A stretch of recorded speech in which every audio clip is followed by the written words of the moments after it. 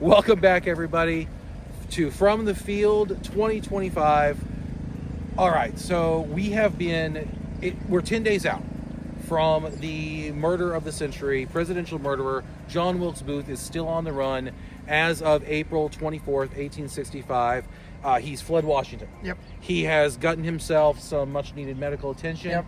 He's been catching up with the papers and stuff, and then finally, most importantly, he has now crossed the Potomac. Tell me, Pat, about where we are now, this house behind us, and the significance of this all. Yeah, so just like Parker said, a lot's been happening in the 10 days since Booth was able to murder President Abraham Lincoln and successfully escape from the city.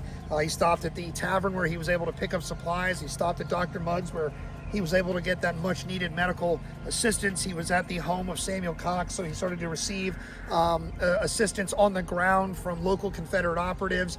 You mentioned the papers. That's where, under Samuel Cox's eye, where Booth really became aware of the fact that he was being vilified for this murder and not sanctified. But the need to get across the Potomac River was everything. The plan was to get south into old Confederate territory, get to Richmond, where the sympathies were expected to be much greater and could possibly facilitate Booth's successful escape from the country. So along the way to that, as we said, they crossed the river successfully on April 22nd.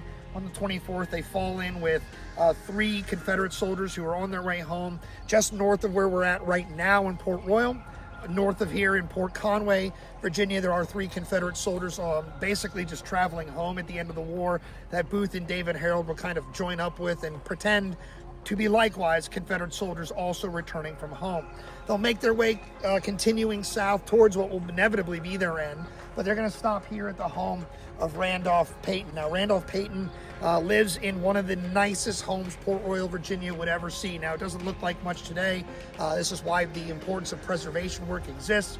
But in the mid-1750s, when this was built, this was an absolutely beautiful home. But Booth, Harold, and these 3 Confederates along their journey home, as they're calling it at the time, will arrive here at the home, and Randolph Peyton is not going to be present. Instead, his sister, Sarah Jane Peyton, will be here. They kind of explain themselves as weary traveler soldiers, just kind of on their way home, just looking for a place to lay up and rest for a while. And she's going to admit them into the building here behind us, into their home.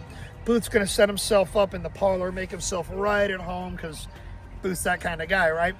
However, this sort of immediate behavior, and there's something about Booth and something about Harold that is just not right. It's kind of sticking out as strange to Sarah Jane Peyton, and she's going to start to kind of feel a little awkward about the fact that she just admitted these guys to her house without really talking to, at the time, the man of the house about it, the actual owner of the house, her brother Randolph Peyton. So she's actually going to have them leave.